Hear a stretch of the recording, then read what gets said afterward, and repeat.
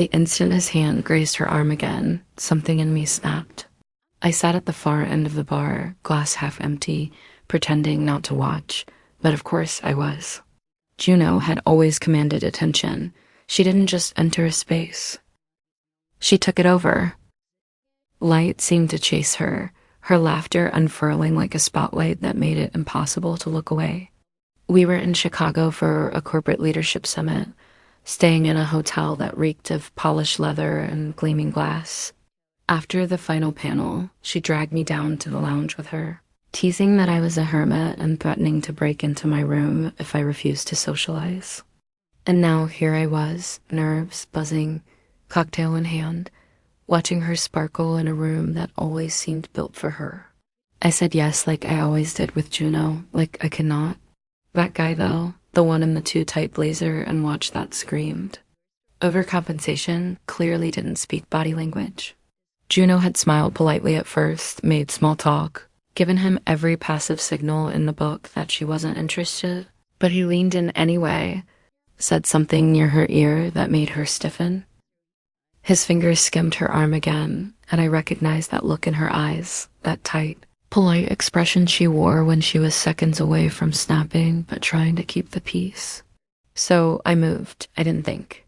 I just stood up and walked across the lounge, sliding in next to her like I belonged there, like I'd always belonged. I hooked my arm through hers, leaned in close enough to smell her perfume, amber, spice, something warm and dangerous, and said with my best fake smile, "Hey babe, sorry I took so long." Bathroom line was insane.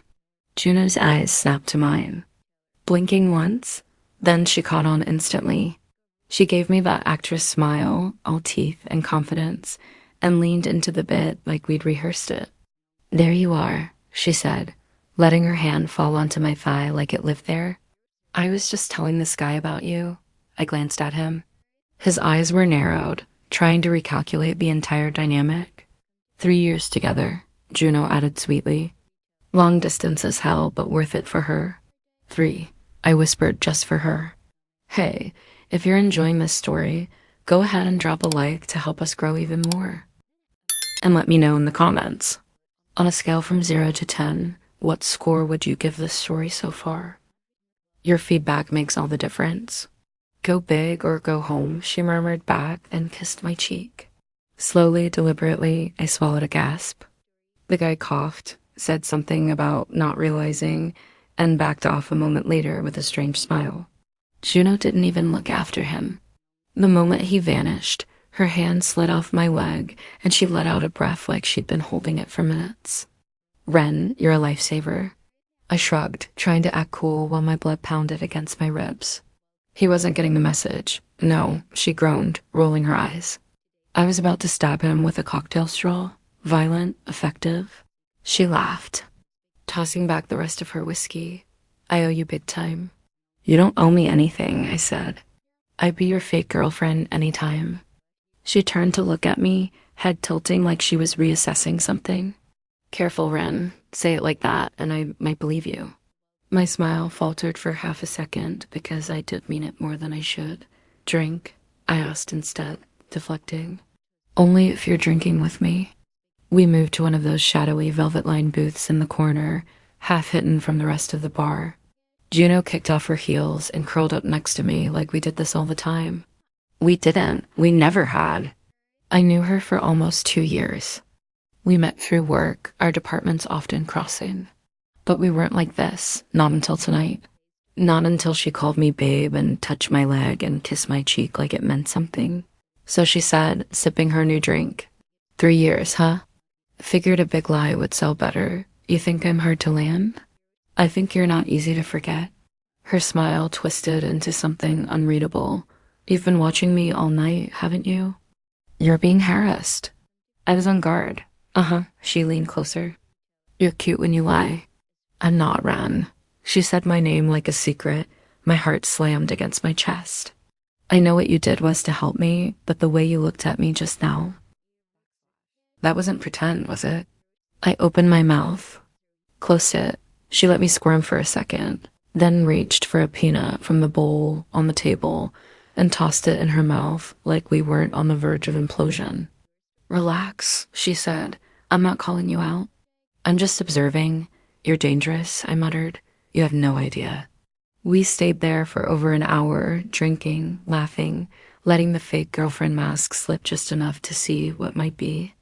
Underneath, I told her about my last breakup, how I hadn't really dated anyone seriously since.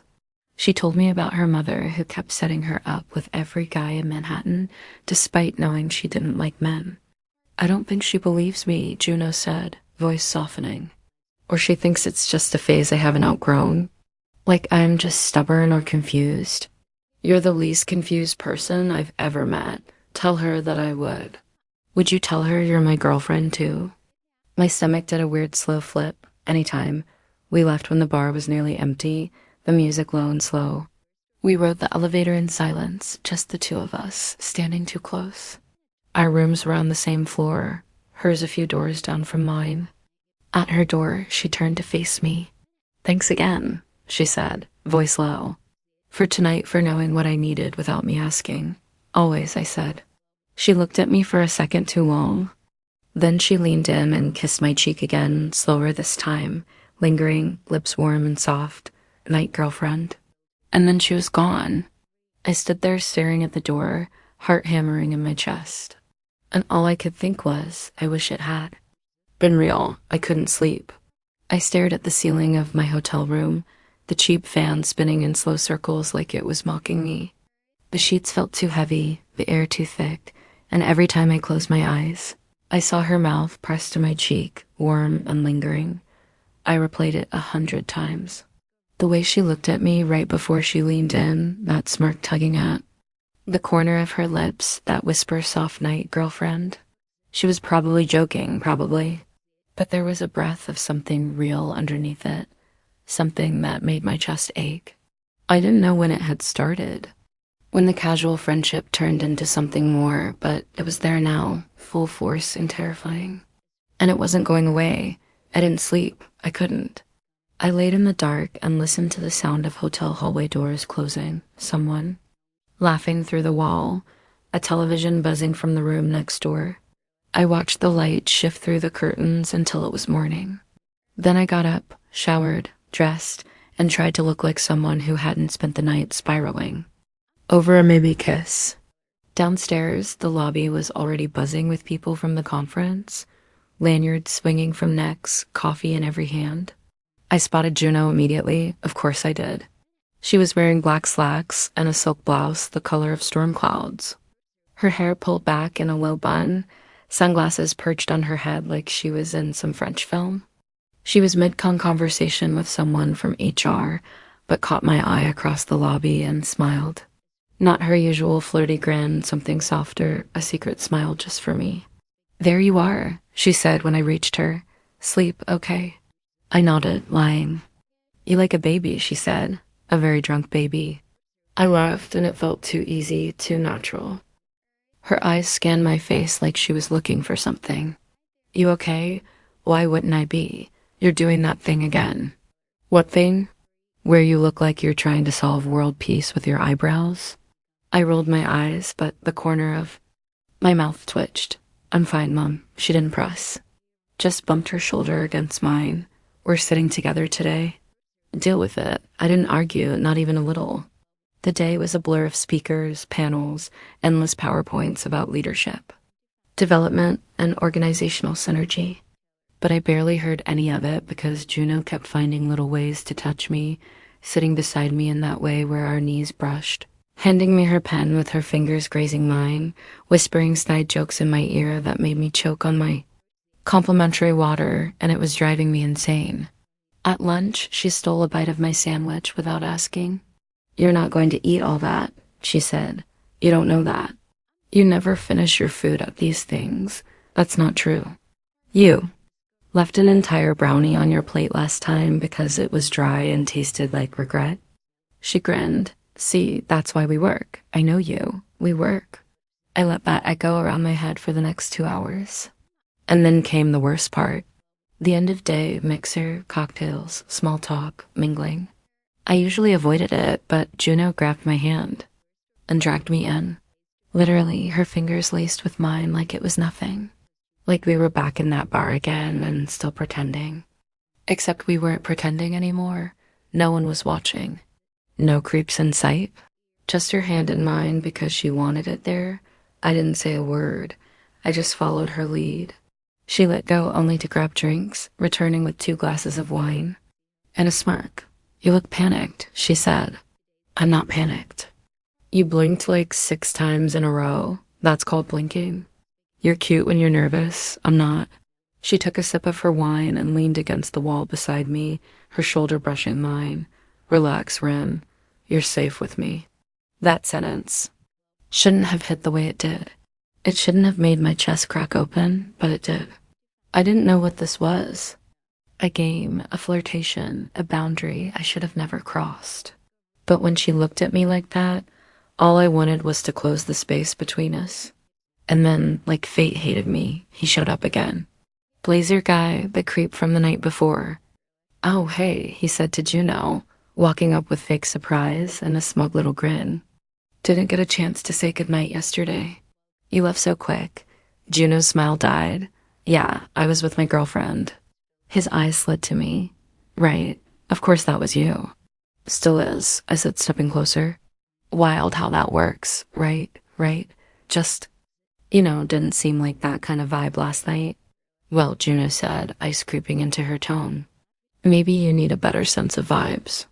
"No offense," he said. "Up. Just didn't take you for the type." Silence fell, the kind that buzzed. Juno stiffened. I felt it. I watched her expression shift, harden. "The type," she repeated, voice low. "What exactly is that?" He said, smirking. Like he thought we'd laugh with him. "You don't really look like—" "Finish that sentence," I said sharply. "Go ahead," his smirk faltered. "Forget it. Just never mind." And he backed off again, disappearing into the crowd like the cockroach he was. Juno let out a slow breath. "I'm going to punch something." "No need," I said. "I verbally murdered him just now." That got a laugh. A real one. She looked at me, then really looked, and something shifted in her eyes. "Ren," she said, "what if we kept pretending?" My breath caught. "What?" "I mean, just for the rest of the trip. For fun. It gets the creeps to back off. And honestly, I kind of like it. You like it being your girlfriend?" She said with a little shrug. "Fake girlfriend, whatever." I stared at her at the way the overhead lights caught the shimmer in her eyeshadow, at the curve of her mouth as she smiled like this was nothing. It wasn't nothing, not to me. And I knew right then, right there, that this game wasn't going to end well. Not because of her, but because I was already falling. I didn't say yes. Not out loud, at least, but I didn't say no either. Juno had looked at me like it was a joke, like it was nothing more than fun, protection, a little harmless play acting to keep men like him away. But I couldn't stop thinking about how easy it had been to slip into that role. How natural it felt to walk beside her with our fingers laced together. How the word girlfriend didn't sound wrong in her mouth. It sounded like something I wanted. Too much. After the mixer, we didn't go back to our rooms immediately. Juno wasn't ready to call it a night. "Come with me," she said, grabbing my hand again. "Where you'll see." We ended up in the rooftop garden of the hotel. It was mostly empty. Dim lights strung overhead, a few scattered chairs and couches, the city humming around us from below. Chicago looked endless from up there, cold and sprawling and alive. Juno pulled off her heels and stood near the edge, looking down at the traffic like she was daring herself to fly. I watched her harden my throat. "You always do that?" I asked. "What? Pull people into your orbit like that?" She turned to me, eyebrows raised. "Is that what you think I'm doing? Isn't it? You think I don't know what I'm doing, Rin?" "I think you're dangerous," I said quietly. "To people like me." "People like you," she echoed, stepping closer. "What kind of people are you, Rin?" "The kind who fall too easily, who want things they shouldn't." The words were out before I could stop. Them. Her expression shifted, lips parting slightly, like she hadn't expected me to say it out loud. Like maybe I hadn't expected me to say it out loud. She took another step closer. "What do you want then?" I swallowed hard. "I don't know anymore. Liar, Juno, no." Her voice was soft but firm. You don't get to say that and then back away. You're the one who said we should keep pretending. Yeah, she said, but it stopped feeling like pretending around the second time you looked at me like I was the only person in a room. My heart stopped. She was standing so close now. I could see the freckles on her nose, the tiny scar near her, eyebrows she never talked about. I could feel the heat of her body in the cool night air. Are you saying this is real for you? I asked, barely breathing. I'm saying I don't know what the hell we're doing, she admitted, but I don't want to stop. She looked up at me, and for once, her smile wasn't teasing or sarcastic or hidden behind a layer of irony. It was vulnerable, honest. When I kissed your cheek last night, she said, I almost didn't stop there. I felt my knees go weak. Why did you? Because I wasn't sure if you'd push me away. I wouldn't have. Yeah, then kiss me now. My breath caught. What? If you wouldn't have stopped me, then don't stop now. She wasn't smiling. She wasn't playing. Juno was serious. Her eyes were locked on mine, and her voice was steady, but I could see the slightest tremble in her hands. Like this mattered. Like, this scared her too, I didn't think. I leaned in slowly, tentatively. My hand found her waist, and hers slid up to my neck, and then our lips met. It wasn't fireworks or thunder or cinematic orchestras.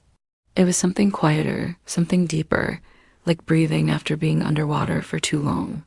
She kissed me like she meant it, like she'd been waiting, like there was nothing pretend about it. And when we pulled apart, she rested her forehead against mine and whispered, "Still want to call it fake?" I couldn't speak. I just shook my head. Good, she said, because that didn't feel fake to me either.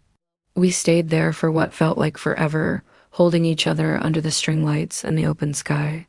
Eventually, she pulled back just enough to look at me. We should probably talk about this. Yeah, I said. Eventually tomorrow. She smiled and took my hand again. Let's go to bed before I do something really reckless. Like what? Like pull you into my room and not let you leave. My cheeks burned. She laughed, squeezing my hand. Relax, Ren. I said I wouldn't. Not yet. We walked back to our rooms. In silence, but everything had changed at her door. She didn't kiss me again. She just looked at me like she already had. Night, girlfriend, she said. And this time, I whispered back, night, baby. Her eyes widened slightly, but she didn't say anything, just smiled and closed the door. I barely made it back to my room before my legs gave out. I collapsed onto the bed, heart pounding like I'd just run a marathon. This wasn't fake anymore. This was something real, something dangerous, and I was already in too deep to turn back. The next morning felt unreal. I woke up with my fingers still tingling like they remembered holding her waist. My lips still burned with the ghost of her kiss. It had been soft, careful, but undeniably real. There was no pretending left. I kept thinking it would feel awkward the next day, but I'd wake up filled with panic or guilt or something heavy in my chest. But all I felt was light, nervous, yes, breathless, but not scared. For the first time in years, I wasn't scared. I got dressed slowly, carefully, choosing a soft navy blouse and dark jeans that made me feel like myself, but maybe a version of myself she'd want to keep looking at.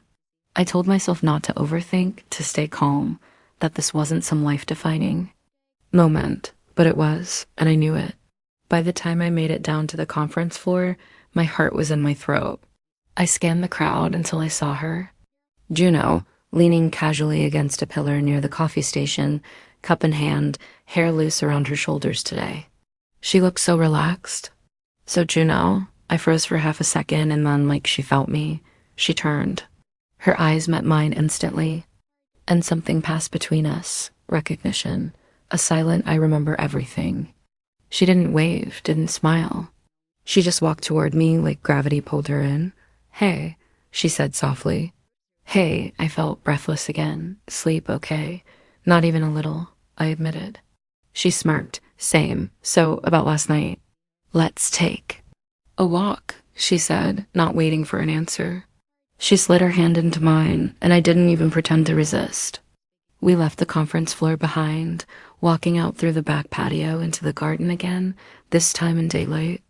No string lights, no moonlight, just two women walking side by side in the late morning sun. I wanted to talk before everything gets busy, she said. About what happened? Yeah. Was it too much? No, I said quickly. Not too much. She looked at me with wide eyes, then let out a breath. Good, because I haven't stopped thinking about it. Me neither. We walked in silence for a moment. A bird chirped nearby. The air smelled like jasmine and fresh coffee. This started as a joke, she said, but it doesn't feel like one anymore. Because it isn't. She nodded. You're not just a friend to me, Ren. You haven't been for a while. My chest tightened. Why didn't you say anything? Same reason you didn't. I was scared, I admitted. Same. She sat on a bench under a tree, pulling me down beside her. Do you want to see where this goes? She asked. Or do we pretend last night didn't happen? I want to see where it goes, I said without hesitation. She smiled. Then something shy and beautiful. Okay, me too. She reached for my hand again, unlaced. Our fingers together, but we're going to have to be careful. We still have 3 more days here. People talk. Let them, I said. I'm not hiding. That's very brave of you. No, I said, laughing softly. It's just honest. God, she said, leaning her head against my shoulder. How did I not fall for you sooner? You kind of did, I said. You just didn't know it yet? She laughed again, and the sound went straight through me. We stayed out there a while longer, wrapped in silence that wasn't uncomfortable anymore. Then we headed back, and Juno pulled away just before we reached the crowd again. Her voice was all business when we entered the room, like nothing had changed. But under the table, her fingers brushed mine once. Then again, I didn't look at her. I didn't have to. That night, after the sessions ended, she showed up at my door. No warning, just a soft knock and then her voice through the wood. It's me. I opened the door and she looked hesitant. I can go, she said. If this is too soon, I stepped aside. It's not. She didn't come in like she wanted anything. Not at first. She sat on the bed, shoes still on, jacket still buttoned, looking around. The room like it held answers. I couldn't sleep, she said. It's not even that late.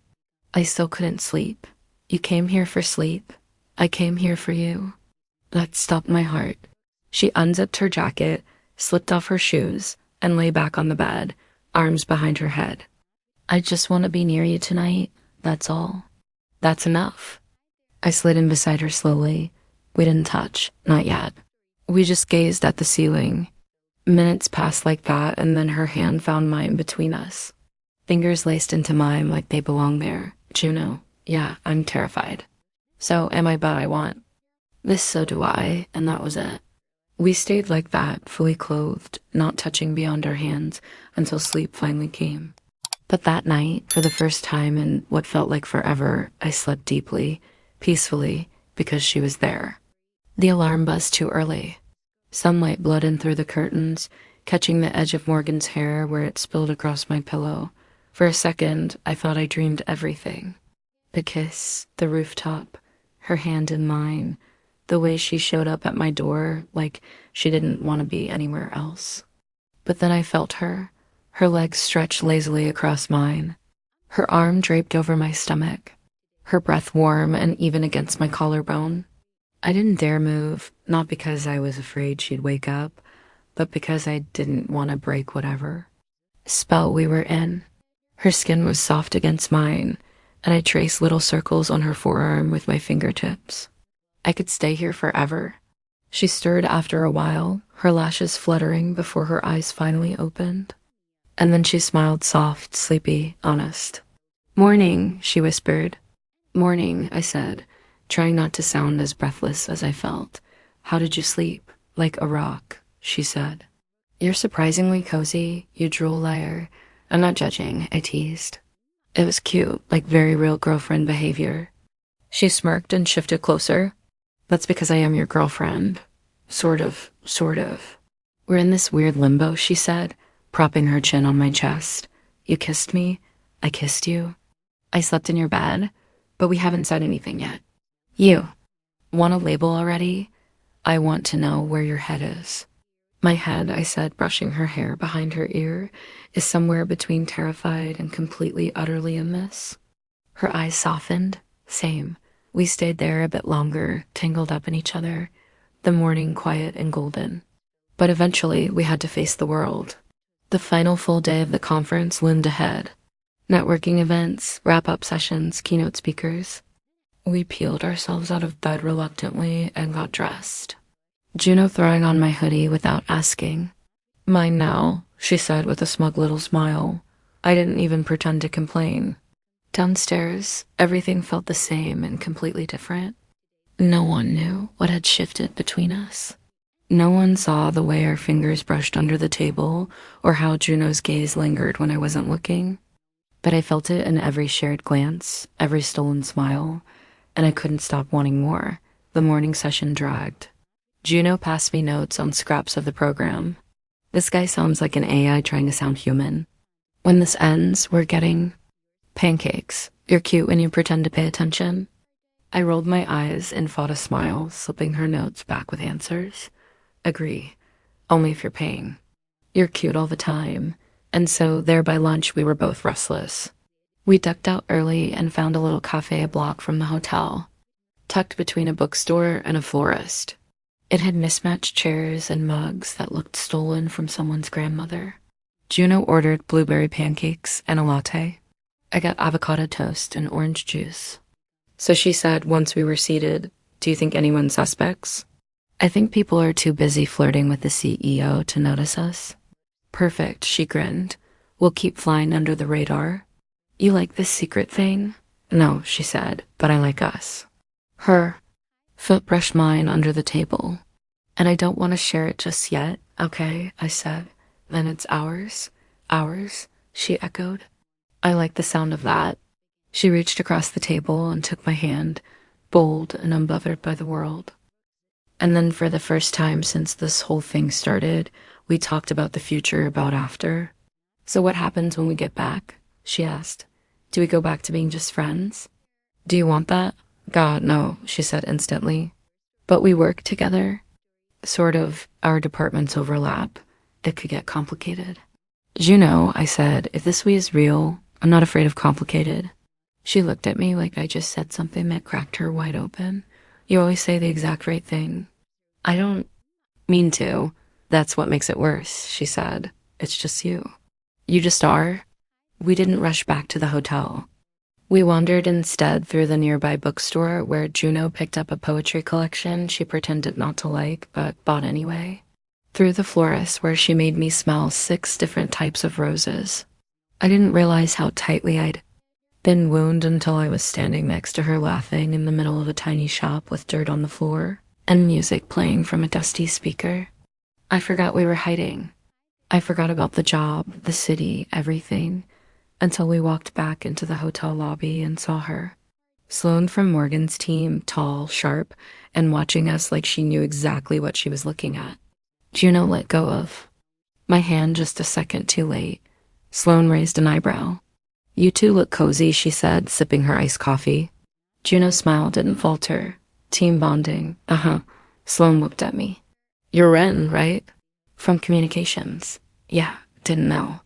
"You and Juno were close." Juno's laugh was too easy. "Ren rescued me from a creepy guy the other night. Been stuck to her ever since." "Interesting." Sloane's tone was light, but her eyes weren't. She walked away a moment later, heels clicking against the tile. I turned to Juno. "Do you think she knows?" "She suspects," Juno said. "But it doesn't matter." "Are you sure?" "No," she admitted. "But I'm done pretending it's not happening." That night, there was a rooftop dinner event. The entire conference gathered under heaters and chandeliers, music floating through the cold air. Juno wore a deep green dress that made my throat go dry. I wore black. She found me across the terrace and walked straight to me like nothing else existed. "Hey," she said. "Hey, you look hot." "You look I couldn't even finish," she smirked. "That good, that dangerous." She leaned in, lips near my ear. "Dance with me. People will see. Let them." And just like that, she took my hand and led me onto the dance floor. A slow song hummed through the air, soft and low. She pulled me close, one hand on my waist, the other around my back. Our bodies moved like they'd done this 100 times, like they were made for it. I didn't care who watched. Not anymore. And when I looked up at her, all I could think was, I never want to stop pretending because this doesn't feel like a performance. It feels like the truth. I didn't even realize people were watching until the music faded. Juno and I had moved together so naturally, so closely, like the world around us had gone quiet. But as soon as the last note drifted into silence, I heard it. The shift in energy, the way conversation stalled, the way footsteps paused. I felt the air change, and then I heard someone say it. Not loudly, but not quietly enough. Are they like a thing now? Juno didn't flinch. She kept her hand on my waist, steady, calm, but I could feel it. The slight tension in her fingers, the way her shoulders drew back. Ignore it, she whispered. Voice low near my ear. Just breathe. I nodded, but I couldn't stop the flood of thoughts. What would this mean for her job? For mine, we weren't even official. Just two people caught in something fast and real and impossible to explain. But now there were eyes. There were questions. There would be consequences. Juno pulled back slightly to look at me. Are you okay? I don't know, I admitted. Are you? I will be. You don't have to protect me. I'm not. I'm protecting this us. Do you regret dancing with me? Her eyes darkened. Not for a second, but then Sloane reappeared, wine glass in hand, smile sharp. Well, she said, glancing between us. That was unexpected. Juno didn't break eye contact. Hi, Sloane.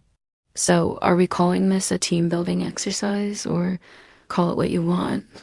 People are going to talk. People already are, Juno said calmly. Doesn't mean they know anything. Sloane sipped her wine, eyes flicking to me. Just be careful. This place loves gossip more than productivity.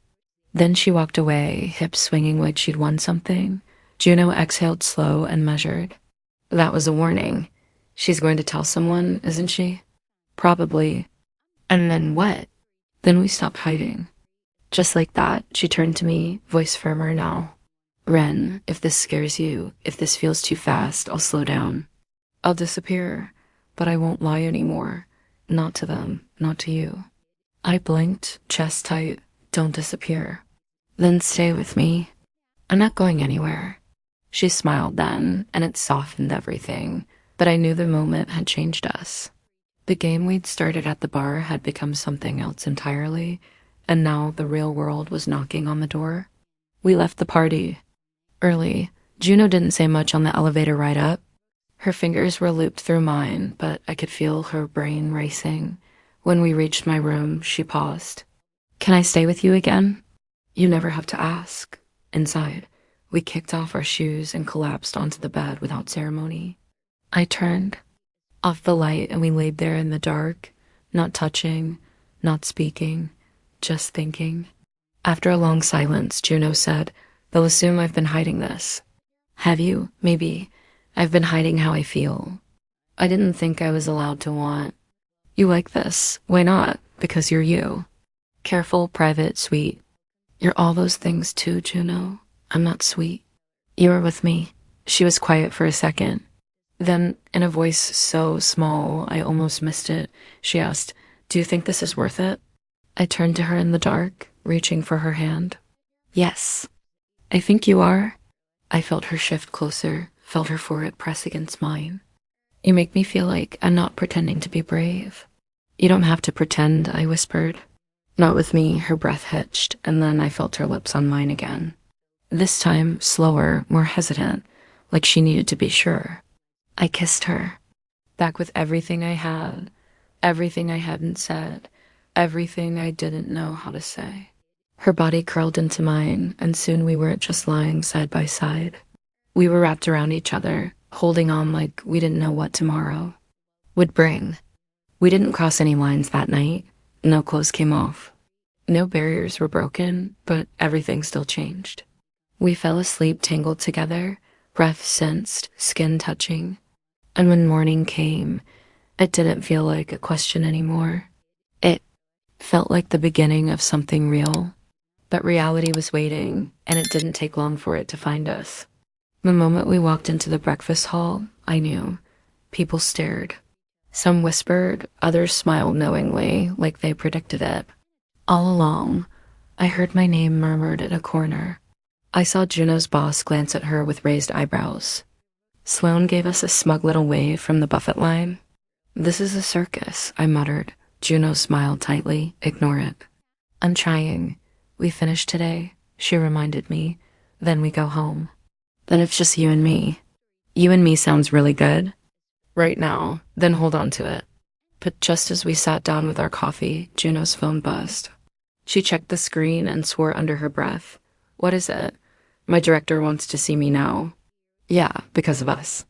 "I don't know," but we both knew. She stood slowly, her jaw set. "Stay here." "Okay, Juno, I'll be fine." I watched her walk away, heart pounding in my chest. And for the first time since this all started, I felt helpless because love was one thing. But what came next could break us if we weren't ready. The moment Juno disappeared through the doors of that conference room, time slowed. I sat alone at the breakfast table, fingers curled around a now cold cup of coffee, stomach turning so tightly it felt like I'd swallowed stone around me. The room buzzed with low conversation and clinking cutlery, but it all sounded distant. Like I was underwater. I tried not to look like I was waiting, but I was. Every tick of the clock on the wall made it harder to breathe. 15 minutes passed. Then 20. I refreshed my phone twice, even though she hadn't texted. I stared at the chair she'd left behind, like it might offer some kind of reassurance. It didn't. It looked as empty as I felt. I didn't know what they were asking her, what assumptions they were making, what lines they thought we crossed. All I knew was that she'd walked into that room to defend something we hadn't even had the chance to name yet. 32 minutes later, she came back. Her steps were slower, shoulders stiff, her face carefully unreadable, but her eyes, God, her eyes. They found mine the second she stepped into the room. And I knew something was wrong. She didn't sit down. She just walked straight over and bent close to my ear. "We need to talk." My chest tightened. "Okay, not here."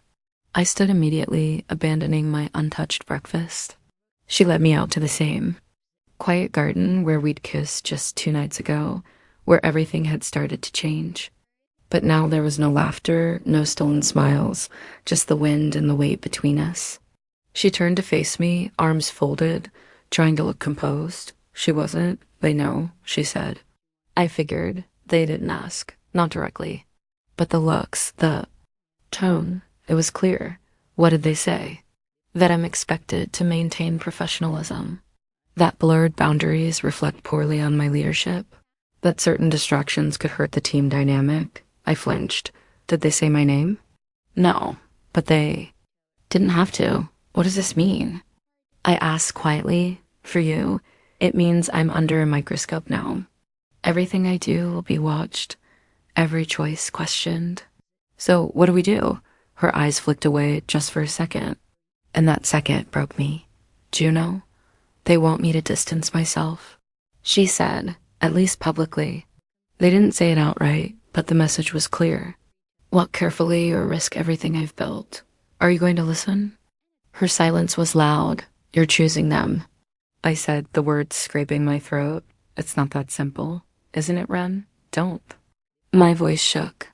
"Don't say my name like that unless you're going to fight for me." "I am fighting." "No," I cut in. "You're balancing. You're calculating risk. I get it. You've worked hard. You've earned your position, but I didn't ask you to choose between me and your career. You just did." Her face crumpled just slightly. "I'm trying to protect us. By pretending we're nothing, by keeping us safe until we figure out what we are.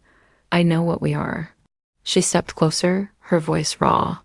"Now, do you really think I would have kissed you, slept in your bed, held your hand in front of half the conference? If this was just some casual thing to me, then why are you pulling away?" "Because I'm scared," she snapped. "Is that what you want to hear? I'm scared of losing everything I've worked for, of being reduced to gossip, of ruining something before it's even started. But most of all, I'm scared that this you matter more than all of that, and I don't know how to carry that." My anger faltered. I stared at her, breathing hard. You matter to me too, I said quietly, but I can't be your secret. She closed her eyes like the truth of that cutter. I know. So what now? We go home, we take a breath, and then we really talk about what comes next. You promise? I promise, she whispered. Just give me a few days to figure it out, please. I looked at her, my heart breaking in slow motion. But I nodded because I loved her more than I hated. This moment. Okay, she echoed, stepping back. Let's get through today. The rest of the conference felt like a dream I couldn't wake from. We sat apart during the closing session. We didn't touch, didn't speak. I caught her glancing at me once, then twice, but she didn't come closer, not until it was over. In the lobby, bags packed, shuttle waiting, she approached slowly. Ren, yeah. Will you sit with me on the plane? I wanted to say no. I wanted to say she didn't get to have me halfway, but then she looked at me like she was asking for a lifeline. So I said, okay. The flight home was quiet. We didn't talk much, but halfway through, she reached for my hand under the blanket and I let her. I let her because I still believed in what we had, even if it wasn't whole yet. When we landed, she walked me to the rideshare zone. My car pulled up first. I'll call you, she said soon. Don't wait too long. I won't. She touched my arm once, then stepped back. And I got into the car without looking back, because if I did, I might have run to her instead. 3 days. That's how long it had been since we landed. Since she touched my arm at the airport and said, I'll call you soon. 3 days of silence. 3 days of me checking my phone more times than I care to admit. Of imagining 100 different versions of what she might say when she finally reached out. Of rehearsing the answers I'd give. The questions I needed to ask. The lines I swore I wouldn't let her cross again. But my phone stayed silent. And with every passing hour, the ache behind my ribs got heavier. I tried to stay busy. I buried myself in work, answered emails, scheduled meetings, rewrote half a presentation that didn't need fixing just to keep my hands occupied, but nothing worked. My head was full of her, of that final morning at the hotel. Her voice cracking, with emotion, her eyes full of fear and something deeper, of her hand slipping into mine on the plane like it still belonged there. It was the worst kind of limbo, not closure, not connection. Just space, cold and quiet, and I hated it. On the third night, I cracked. I poured myself a glass of wine I didn't want, turned on a movie I'd seen a dozen times, and sat on the floor of my apartment like the furniture didn't make sense anymore. I let the silence stretch, let myself feel it, let myself miss her, and that's when my phone lit up. Juno, hey, can I come over? I stared at the message, my pulse pounding, no explanation. No small talk, just a question that opened every door I'd been trying to keep closed. My fingers hovered over the keyboard. I could say no. I should say no, but I didn't. I'm home. 15 minutes later, she was at my door. Same leather jacket, same tired eyes, but something in her posture had shifted. She looked scared. She looked brave. I opened the door and neither of us moved for a second. Then she said, hi.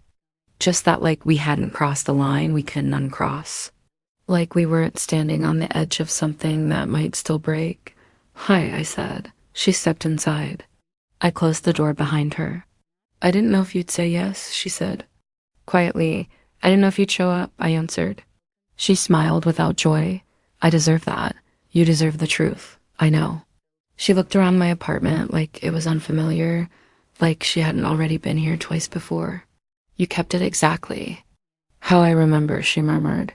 It's been 3 days, not 3 years. Still feels like forever. I crossed my arms. Why didn't you call?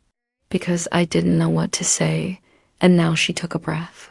Now I know I can't lose you. My throat tightened. Juno, I've been thinking about that night in the hotel.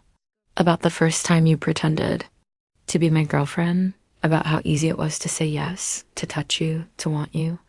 Her voice broke on that word, and I kept thinking it would get easier once we got home. That maybe distance would fix this, but it didn't. I missed you like a sickness. I stayed still. I didn't trust myself to move. I'm not here to ask for another lie, she said. I'm not asking to keep pretending. I'm here because I want this for real out loud in the light. What about your job?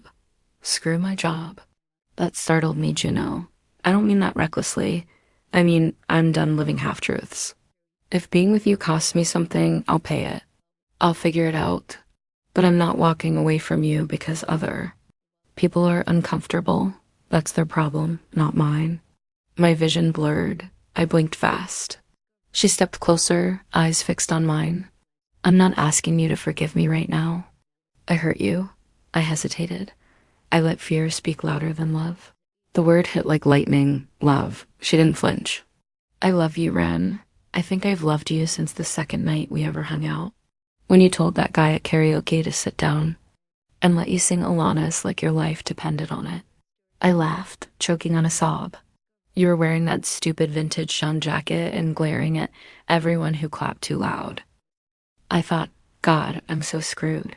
She reached for my hand. Then I let her. I'm sorry I made you doubt this. Doubt me. I was scared, but I'm not anymore. Not when it comes to you. I stared at her, heart thudding against my ribs. I told you I wouldn't. Be your secret. You won't be. I won't do this halfway. Neither will I. I stepped closer until there was nothing between us but breath. You hurt me. I know, and I love you anyway. Her eyes filled with tears. She reached for my face, thumb brushing my cheekbone. Say it again. I love you. She kissed me, and it wasn't soft or tentative or uncertain like before. It was messy, desperate, honest. Her hands in my hair, mine on her waist. All the silence of the last 3 days crashing into the space between us. When we finally pulled apart, breathless, shaking, she whispered, So, what happens now? I smiled, pressing my forehead to hers. Now we stopped pretending. Being hers in private had felt safe, quiet, like a secret garden we could hide in. But being hers out loud, that was something else. The morning after she told me she loved me, we woke up tangled on my couch, still fully clothed, still clinging to the gravity of what we'd said. No alarms, no conferences, no hotel bars or stage performances, just sunlight spilling across the floor and the weight of something finally real between us. Juno stretched with a soft groan, burying her face in my neck. I forgot what sleeping next to you feels like. We've only done it 3 times, I said. And every time I woke up wanting more, she murmured, Can we just stay here forever? We could, but eventually we'd run out of coffee and excuses. I could survive without coffee. You're a liar. She laughed, the sound vibrating against my collarbone.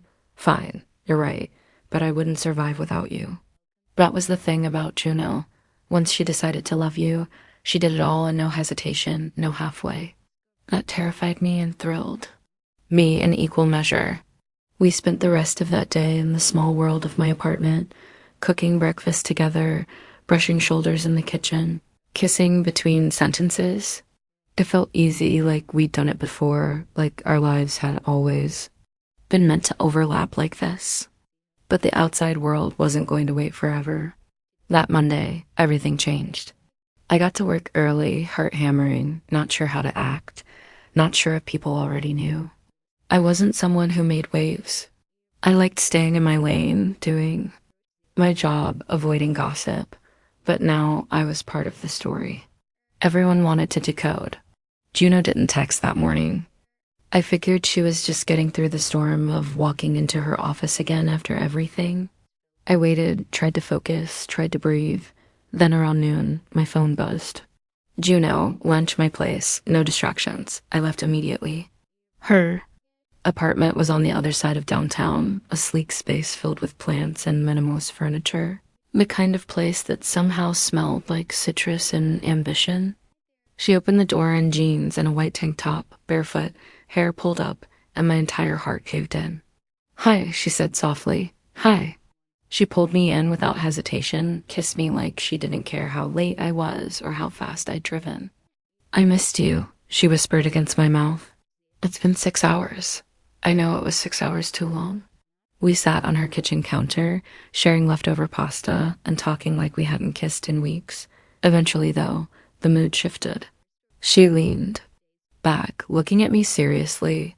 My boss cornered me first thing this morning. What happened? He asked if the rumors were true. I said yes. My heart stuttered. You did? I told him I'm seeing someone, a woman, that I'm not apologizing for it, but it doesn't affect how I do my job. And if anyone has a problem with it, that's theirs to unpack. Juno, he looked surprised, but he backed off. Told me to keep things professional at work. That was it. So, no punishment? Not yet. But people are watching, and some of them were talking about us. About me mostly, but yes, about us. Are you okay with that? She took a breath. That's weird. I'm not used to being seen like this. Not for something that actually matters, but I'd rather be talked about for being honest than respected for pretending I'm someone I'm not. You don't have to protect me from this, I know, she said. But I want to protect us. I want to do this right. I nodded quiet for a moment. I told one person at work today. Her eyes widened. You did? Yeah, Blair from my team. She's safe. What did she say? She smiled and said finally. Juno laughed, her whole face softening. Smart woman. So are we doing this for real? We already are. Okay then. I want to meet your people. Your life. You already are my life. I mean it. Juno, introduce me to your friends. To the ones who don't. No yet. I don't want to be something hidden. You're not. She kissed me again, slower this time. Then whispered, dinner at Morgan's tomorrow night. Just a few close friends. You in? Terrified. But yes, perfect.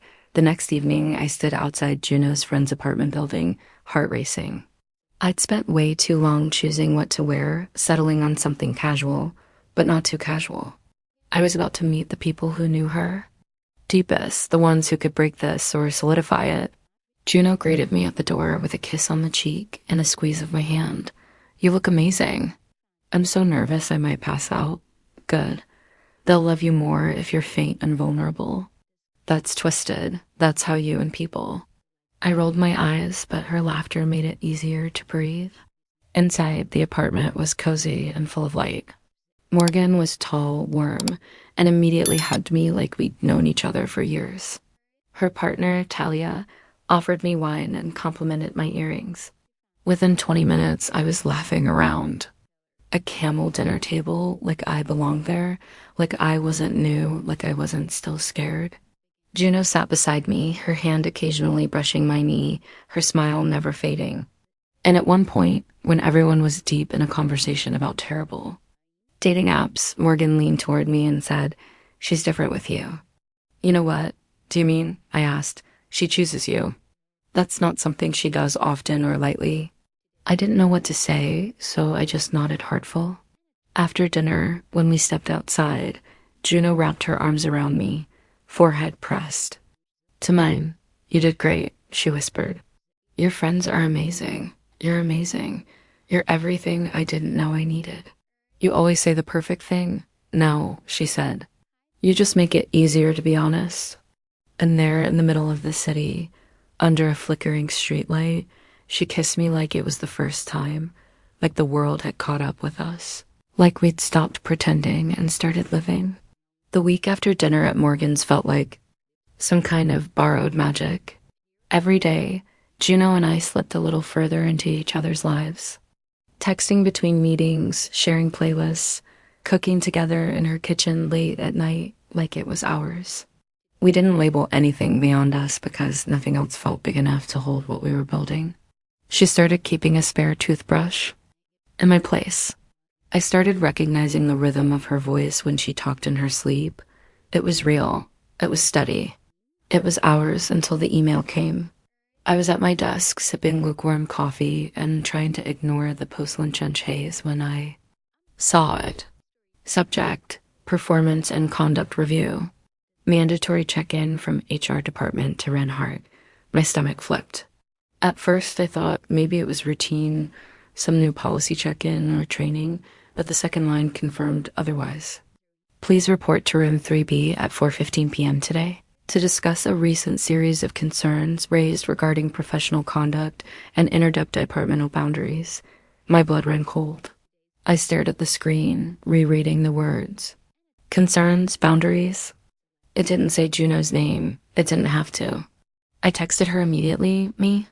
HR just called me in for 15 performance review, but it's obviously about us. Juno, I'm coming there now. You showing up might make it worse. Juno, then I'm waiting outside. The room. I tried to work for the next 2 hours, but it was useless. Every time someone walked past my office, I jumped. Every ping of an email made my skin prickle. When the clock hit 4:10, I stood, palms sweaty, and walked down the long, sterile hallway. Like I was heading to an execution, room 3B had no windows. Just a small table, 2 chairs, and a woman from HR whose name I couldn't even process. Ren, she said, motioning for me to sit.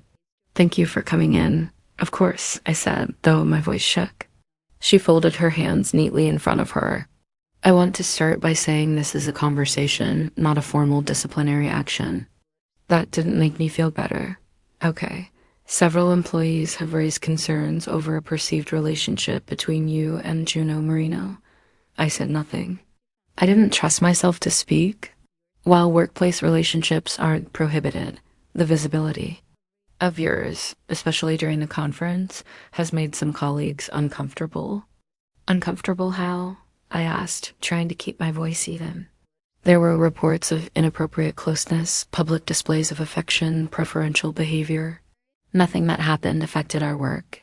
That's not the issue, Ren. The perception of favoritism or blurred lines is what creates tension. So this is about perception. Yes, she said plainly. It always is. I swallowed hard. And what happens now? We're asking both you and Ms. Marino to maintain professional distance while on site. No socializing during work hours. No closed-door meetings. Any significant changes in your dynamic should be disclosed to HR for transparency. That sounds like a punishment. It's a precaution.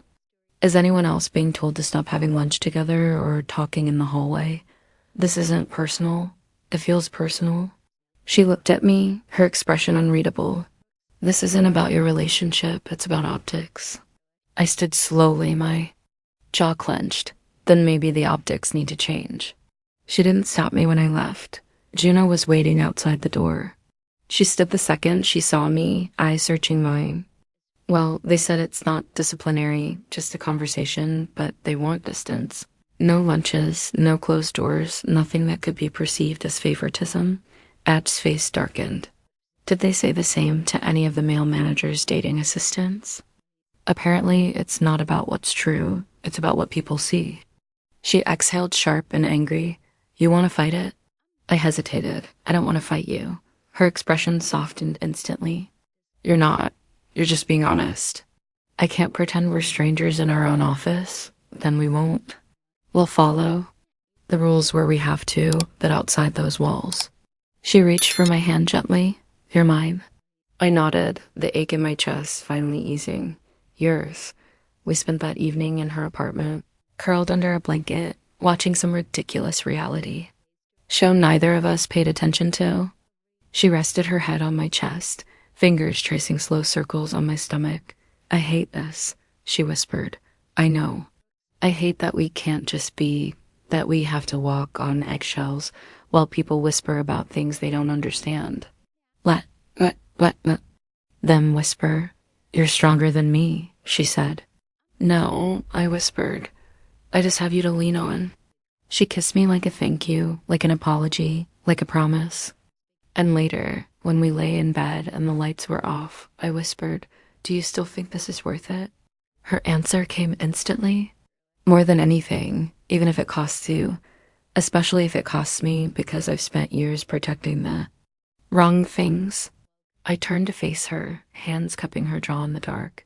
Not anymore, not anymore, she echoed. And when I fell asleep in her arms that night, I knew the world might not be ready for us, but we were ready for each other. We didn't mean to make it political. We didn't ask to be the story, but somehow Juno and I had become a conversation in every corner of the office. We used to move through quietly. We were no longer two women in love. We were the situation. And no matter how much we tried to keep our heads down, we could feel it. The stares in the break room, the awkward pauses in meetings, the sudden hush that followed us down the hallway like a shadow.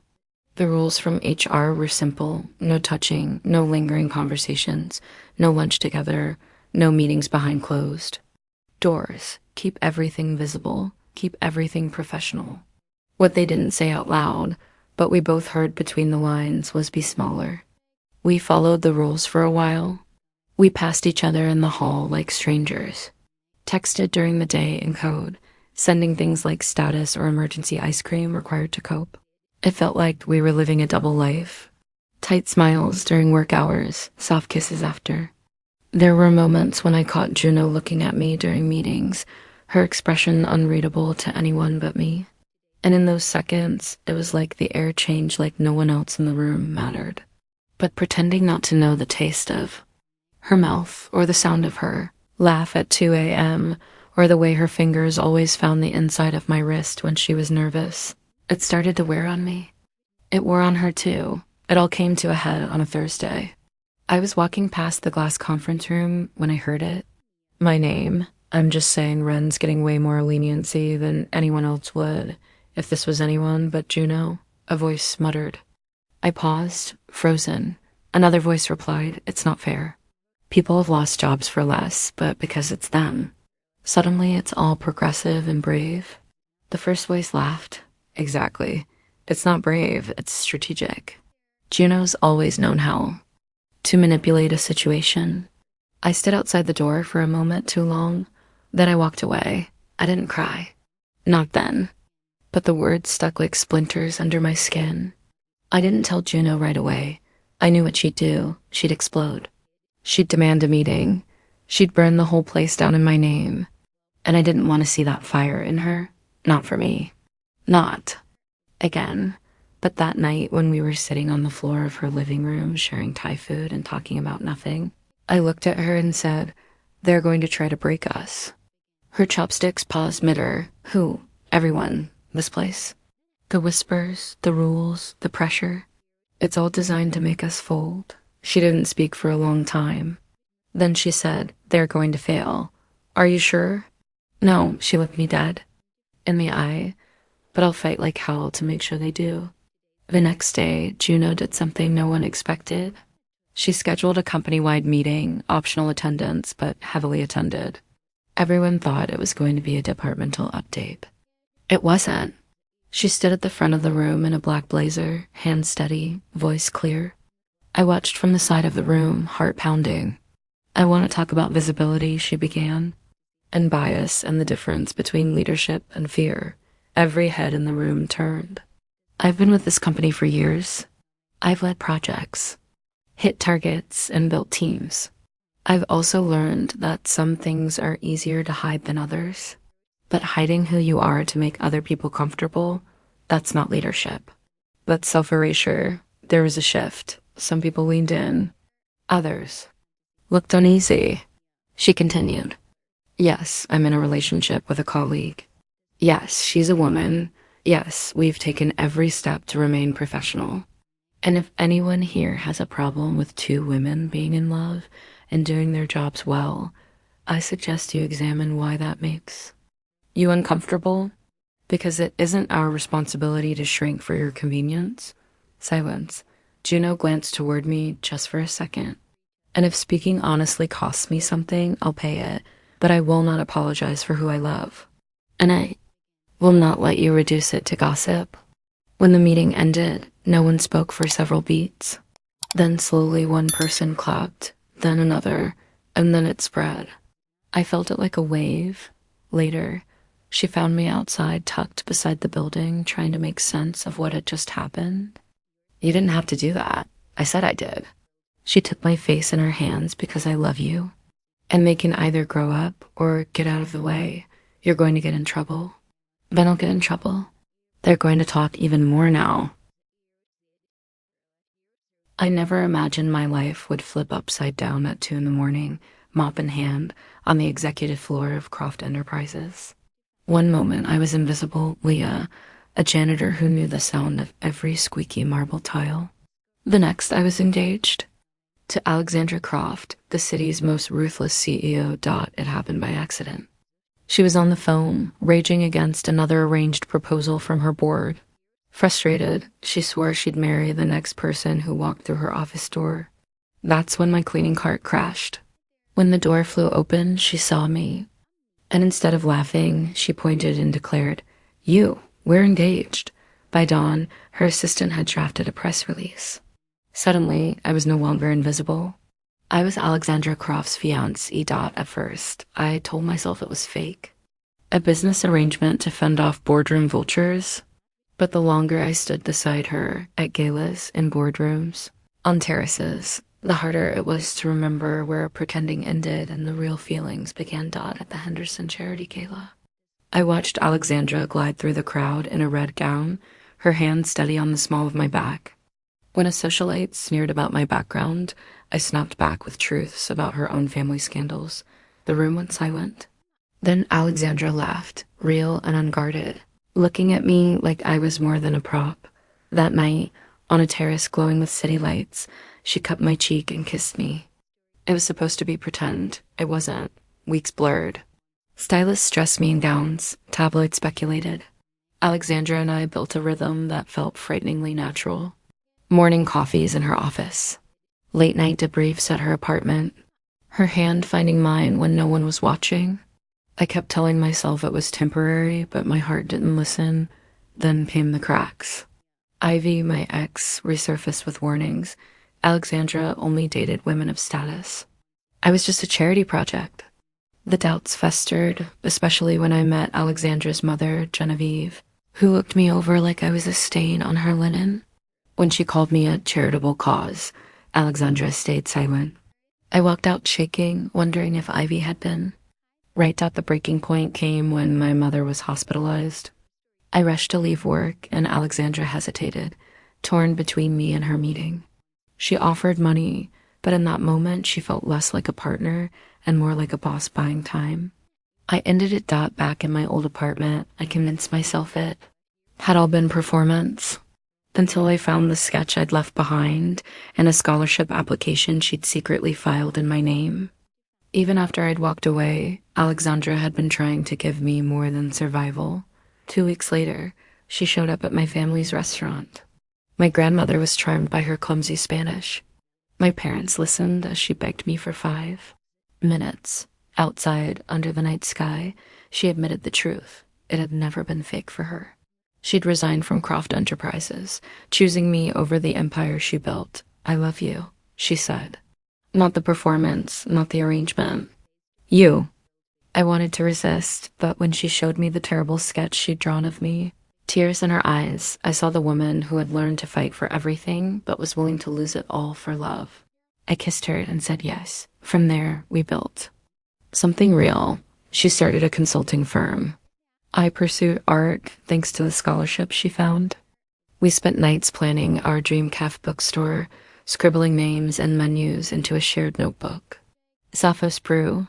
We finally agreed, laughing over chai and croissants.